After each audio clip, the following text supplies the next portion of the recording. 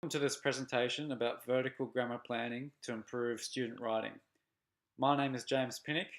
I'm a presenter here of Ticking Minds and co-author of our grammar textbook, The Student Guide to Writing Better Sentences in the English Classroom. In this workshop, we'll be answering the question, what vertical planning is.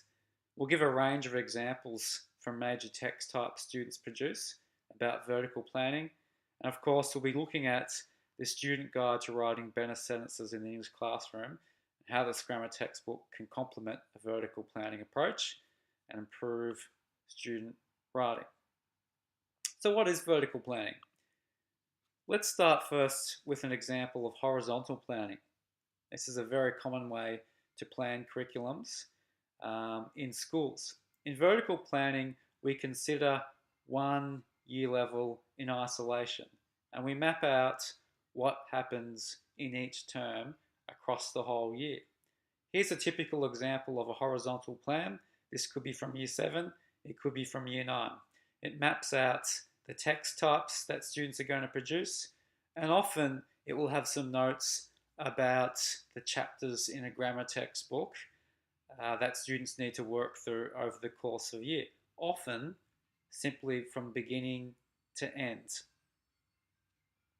There's no vertical planning here because there's no thinking about what's happened in a previous year level or how these skills connect to a following year level, and the grammar component isn't linked to the text type that students are producing. This is an example of a vertical plan. Rather than looking at one year level in isolation, all year levels are listed and we have a set of skills that students are going to do at each year level, and in the following year level those skills are reinforced and new skills are introduced. This means that teachers have a really clear plan about where students have come from, what they need to do that's new this year, so there's not just reteaching, and where they need to be the following year. Vertical planning with grammar also means that we can be very clear about the particular grammar aspects that need to be taught at each year level. We link these grammar aspects to the text types that students are producing, and we make sure that we're reinforcing those in subsequent year levels, but also introducing new ones. This is an example of a comparative vertical plan for grammar. So students would do comparative writing every year from year 7 to 10, but the same thing isn't being repeated.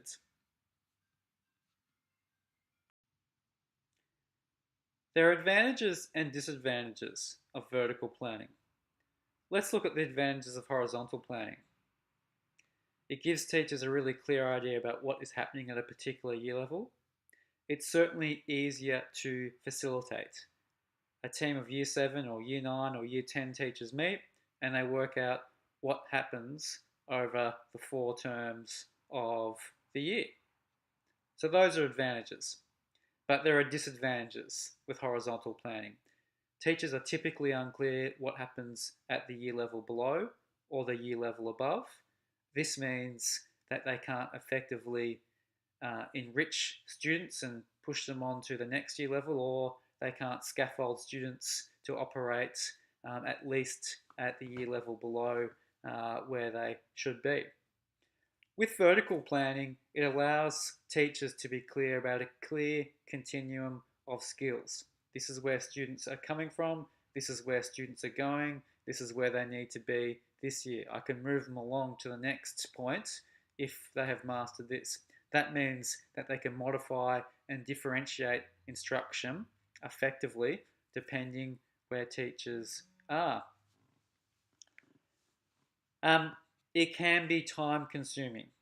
Okay, it means that a whole faculty has to work together to map out the curriculum, but it also means that all teachers are really clear about what happens at every year level. Our textbook, The Student Guide to Writing Better Sentences in the English Classroom, clearly complements a vertical grammar planning approach. The textbook designed for students to purchase in Year 7 and to keep through until Year 10. Each chapter focuses on a text type, a major text type that students produce in schools, and it has a range of different grammatical skills that students can master to improve their writing in that text type. Students don't master all of these skills in 1 year level. Students do some of the skills and then move on to different skills in that text type in different year levels.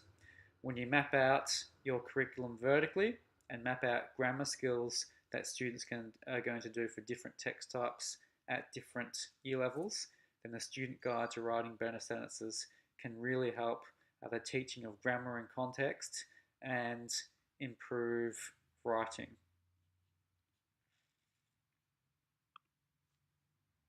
Vertical planning can happen in all areas of English: reading, writing, speaking, and listening. But in this presentation, we're focusing on vertical planning of grammar and how teaching grammar in context can make dramatic improvements to student writing. Grammar instruction can happen at various points in a unit.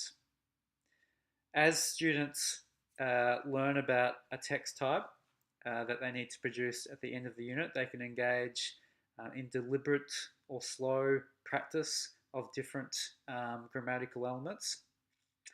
Before they write a piece, they can engage in vocabulary planning, focusing on the grammar elements that they've been taught during the unit, so they can plan and map out how they're going to use those in a draft that they produce.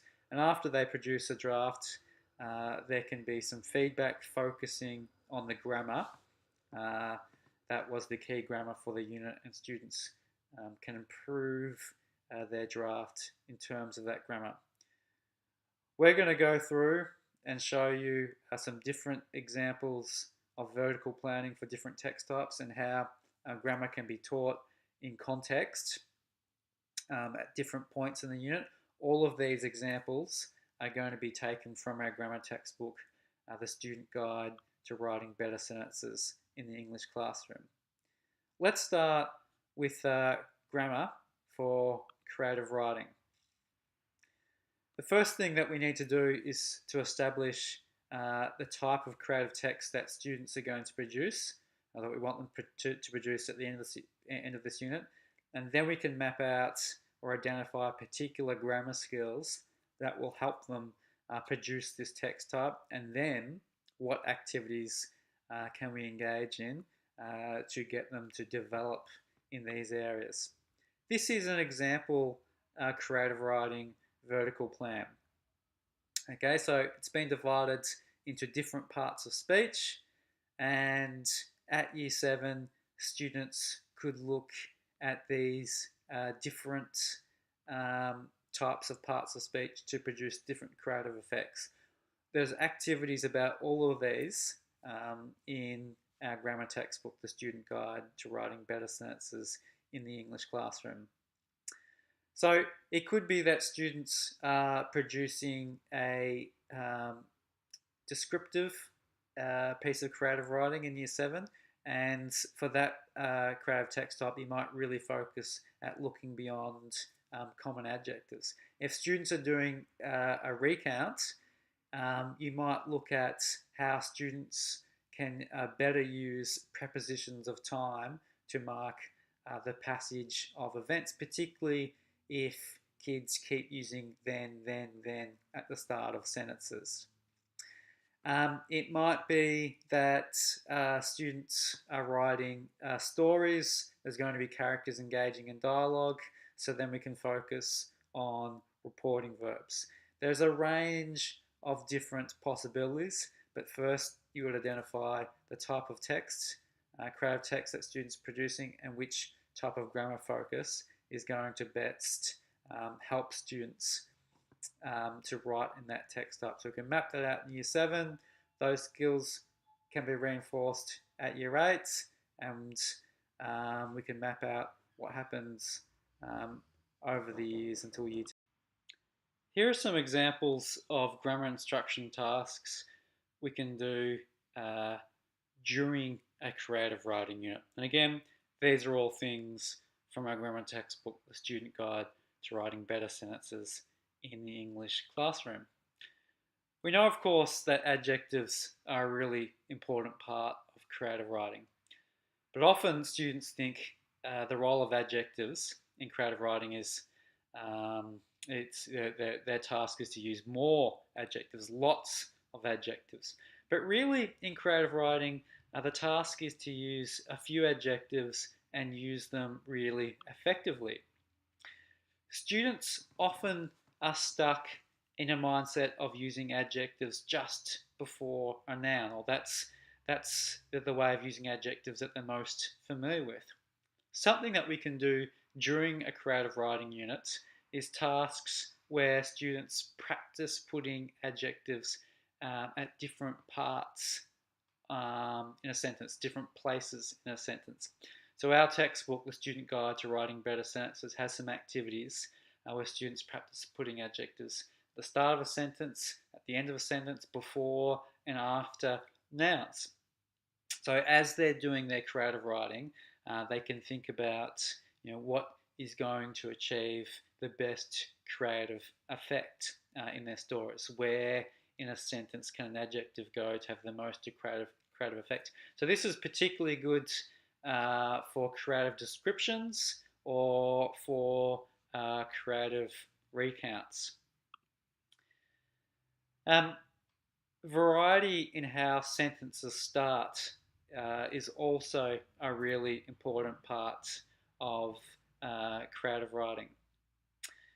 This is a teaching activity that can complement the materials in the student guide to teaching to student guide to writing better sentences in the English classroom. This is a dice rolling activity. It looks at in this activity, it's a slow writing activity. Students need to do a small amount of writing and a paragraph, and each sentence in their paragraph must start a different way. So a student has a 6-sided dice. They roll their dice, and the number they roll equates to a way that they must start that sentence. So if they roll a 1, their first sentence must start with something from the 1 row. If they roll a 5, the next sentence must start with an adverb, for example, one of the ones in the 5 row, but it could be any ly adverb. So these parts of speech are all focused on throughout the student guide to writing better sentences in English classroom, and this is a slow writing activity that students can do to practice writing their sentences in different ways. We know that speech and dialogue is an important part of creative writing, and the student guide to writing better sentences in the English classroom certainly looks at reporting verbs. One of the things about reporting verbs is not to overuse them. This is an example of a vocabulary continuum. So rather than just listing a whole range of verbs, reporting verbs that students could use, a continuum gives a word, gives kids a range of words but spreads them along a continuum depending on the nuance of their meaning. So in this example, we've got roars up one end, whispers up the other, because they have opposite meanings, and a range of verbs in between, which have been put there depending upon the particular nuance of their meaning. So we can certainly use the student guide to writing better sentences in the English classroom to work on students' reporting verb skills when they're doing creative writing, but we can particularly work on not just using a different reporting verb every time a character speaks, but finding the right reporting verb that really captures the essence of what is being said.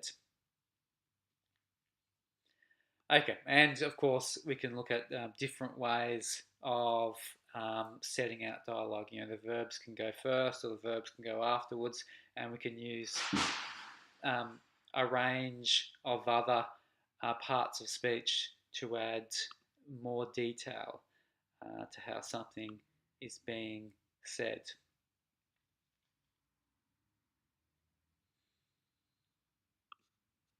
One of the important things in narrative writing is to mark the passage of time, and I'm sure many of you listening to this presentation will be familiar with kids using then, again and again in their writing. There's a whole range of different ways students can talk about the sequence of events. And if you're doing narrative writing, you might have a particular focus on how students can use adverbs or prepositions in adverbial phrases to create different markers for the passage of time. Kids might use then once or twice throughout the piece, but they might really focus on using other markers. This type of instruction can really benefit students at the planning stage of a creative piece of writing. And in the planning stage, students can think about not just the content of what they're going to write about, but the words they're going to use to write about them.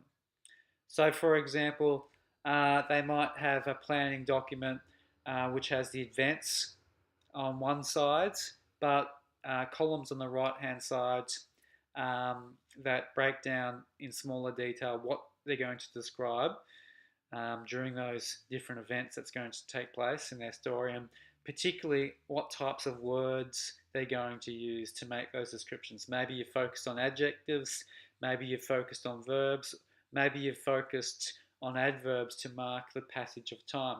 Whatever it is, there are different segments to students' creative planning. Typically, we only focus on the content, the events, but in terms of getting kids to do better writing at the sentence and word level, the more vocabulary planning students do, the better their creative writing will eventually be.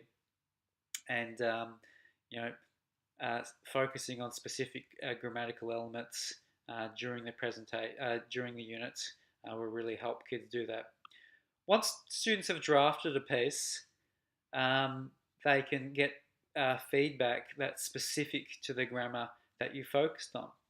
For example, if you focused on verbs, students can go through and highlight or underline all of the verbs in their writing, and they can engage in peer feedback, or you can give feedback to them as a teacher about, are there verbs, the types of verbs that you worked on in the unit.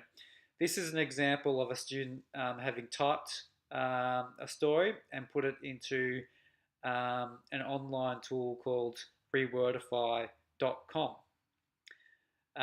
This tool identifies different parts of speech in your writing. So it takes out the work of kids having to identify the parts of speech for themselves. It does it for you, and they just need to reflect on, were these verbs good? In this case, this is not a student piece writing. This is a passage from To Kill a Mockingbird. So you can use this tool to also model writing to kids.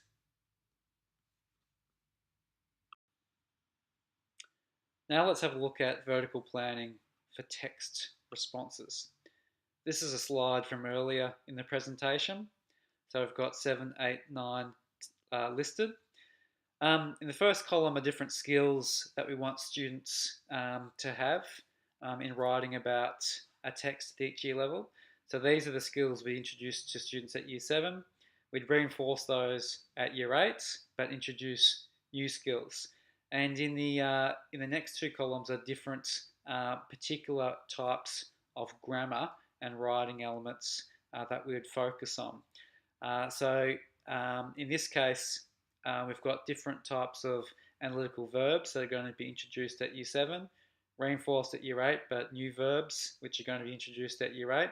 So we're really going to focus on getting kids to understand what these verbs mean.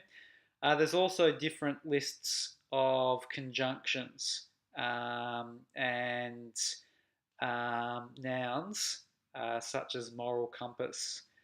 Um, so we can map out the types of vocabulary that we want students to master at each year level. This is not necessarily an uncommon approach in schools.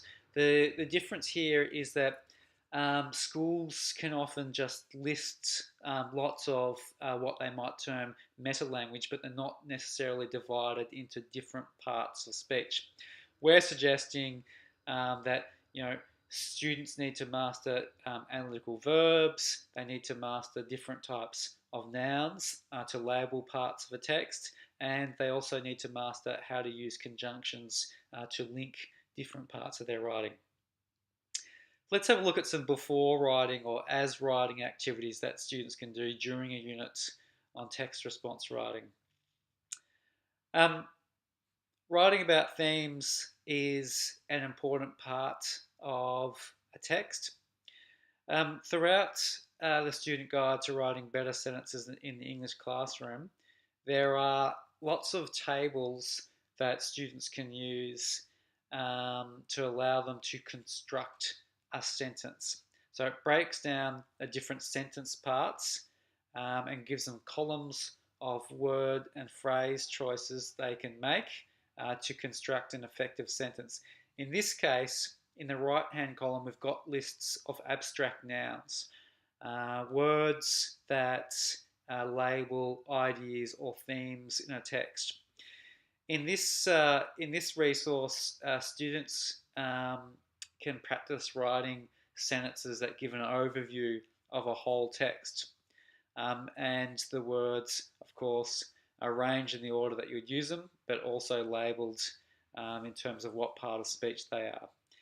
So throughout To Kill a Mockingbird, Harper Lee scrutinises friendship and growing up. So we can give kids some examples. They can use the resources in the student guide to writing better sentences to string their own sentences together. Okay, if they've mastered that, they can move on to more advanced ways of labeling ideas.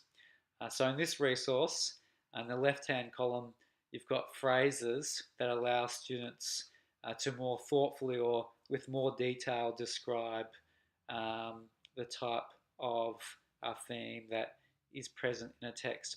What we're trying to do here is avoid students writing clunky sentences such as To Killing Mockingbird shows the theme of racism.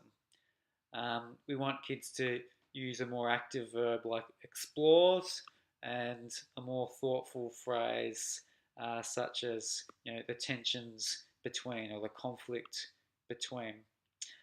Part of this instruction can be also building kids' vocabulary to talk about the particular ideas in the text that you're doing. So if justice or injustice are key ideas, then we can give kids a greater range of nouns, abstract nouns, to write about that theme with more nuance.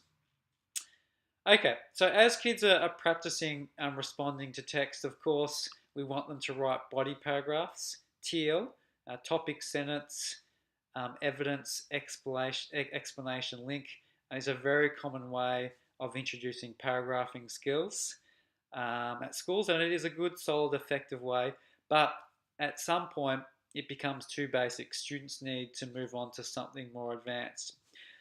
So in the student guide to writing better sentences in the English classroom, we've got a resource that looks at the different words that you can use at different points in a paragraph to achieve a similar effect to TEAL, but Because they're focusing on the language, they get a much more fluent paragraph, and the focus on language actually helps students say more analytical things. Whereas teal means that kids are often just listing content or listing stuff from a text, but not necessarily saying insightful things or expressing things in a very clunky way. In this activity, kids practice writing a paragraph, and their first sentence needs to start with one of these words from the top row. The second or third sentence needs to start with one of the words from the second row, etc., etc., etc.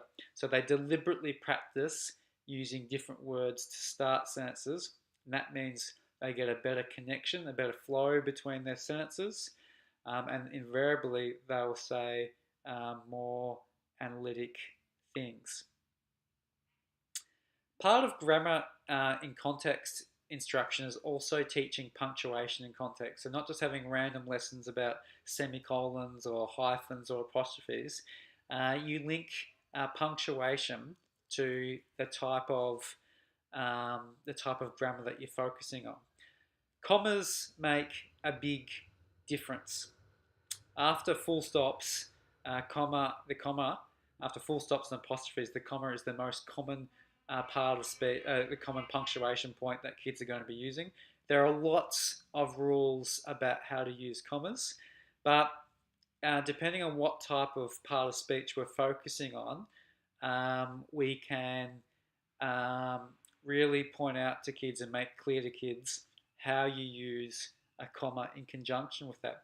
For example, if we're teaching kids about prepositional phrases and starting a sentence with a prepositional phrase, you need to use commas after a prepositional phrase.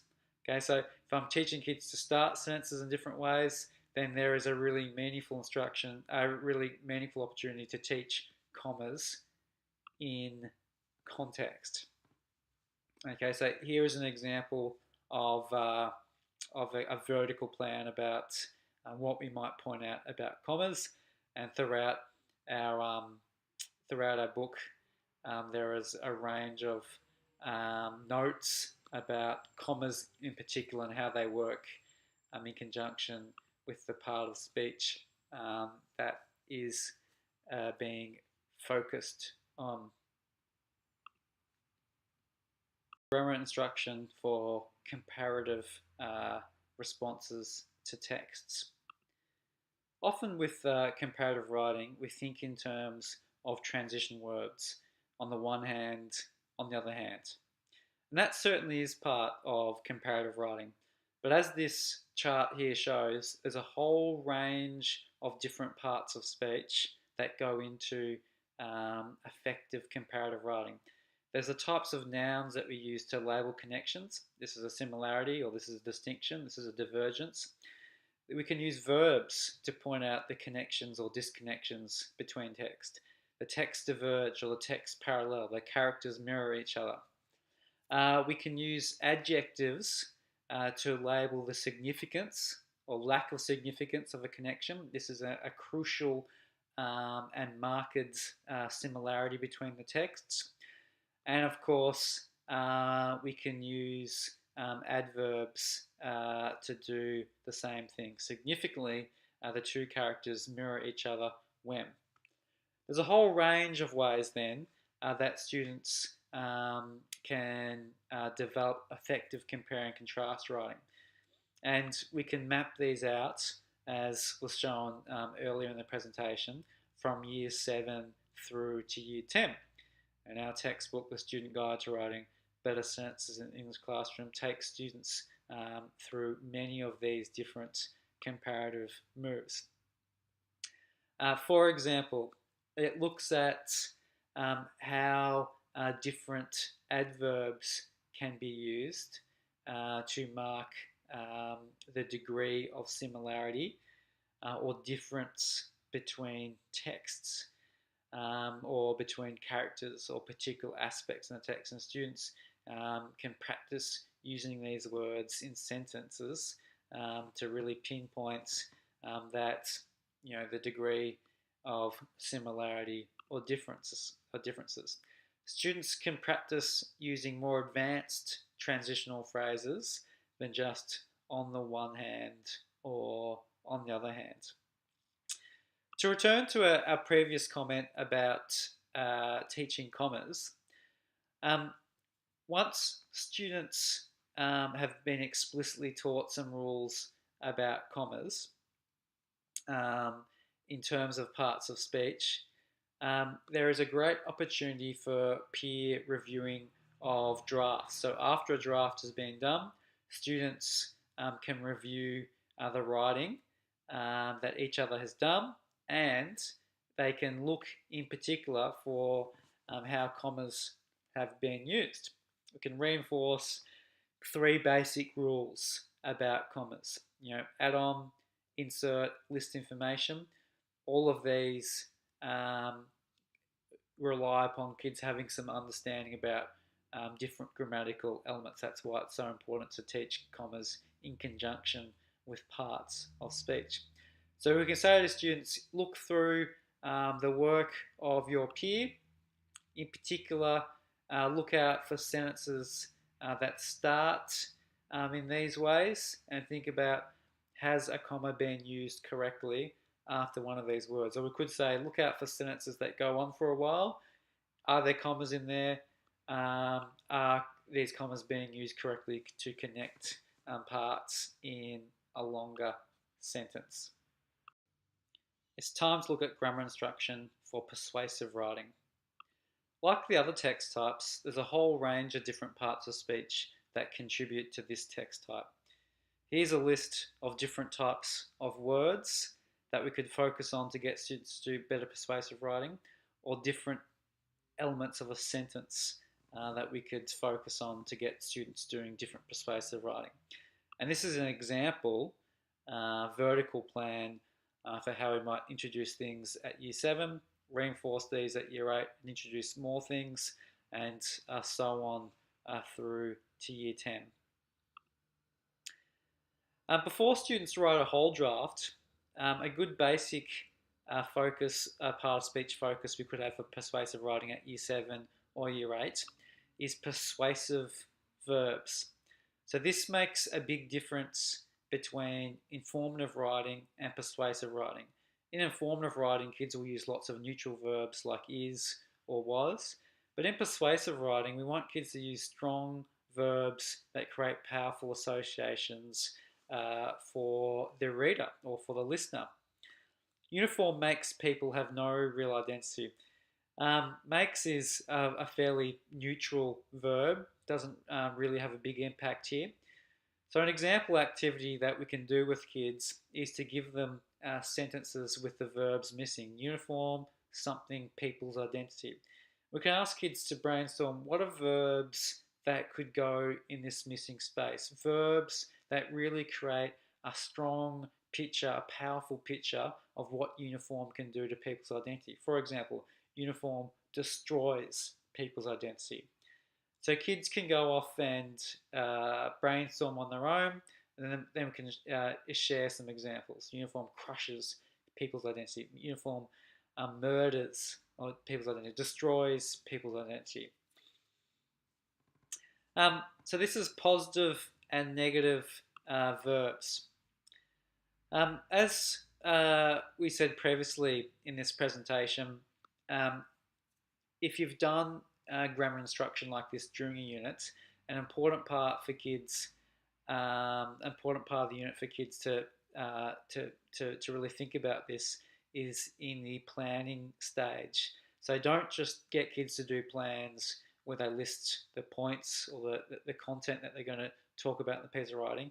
Also have a space for vocabulary planning. In the case of this persuasive writing, this could be these in this second column are the points that a student could make throughout their persuasive piece, and the right-hand column is a list of vocabulary, in this case verbs, that they could use to make their points. Students don't have to use all of these verbs, but they're just creating a resource list here of verbs they could use, which means that when they do their writing, they're going to have better sentences than just ones where they're using lots of neutral verbs like makes or is.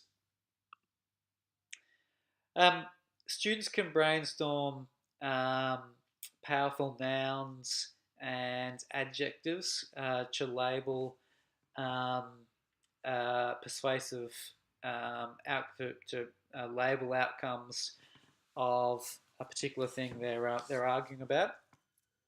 So this is an example activity where kids can think about, well, these are the bad results um, of having uniform, and the next thing they could do is, well, I've got some basic phrases here, and what are some better nouns or noun and adjective combinations I can come up with to really more persuasively label these outcomes. This takes a bit of work, but once kids know what nouns and adjectives are and how they work together, you can get kids coming up with much more powerful, persuasive labeling of outcomes um, than before.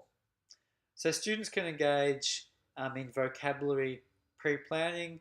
They can produce some writing, and then we can have a feedback process that's focused on the grammar that you're concentrating on throughout the unit. Let's look at the verbs. Were they powerful? Let's look at the nouns. Were they powerful? The Student Guide to Writing Better Sentences in the English Classroom also contains chapters on other major text types. We've just given you a, uh, a small snapshot of some of the major chapters and some of the activities that you can do in conjunction with using this textbook. We're also updating it at the moment to include a chapter on analysing poetry.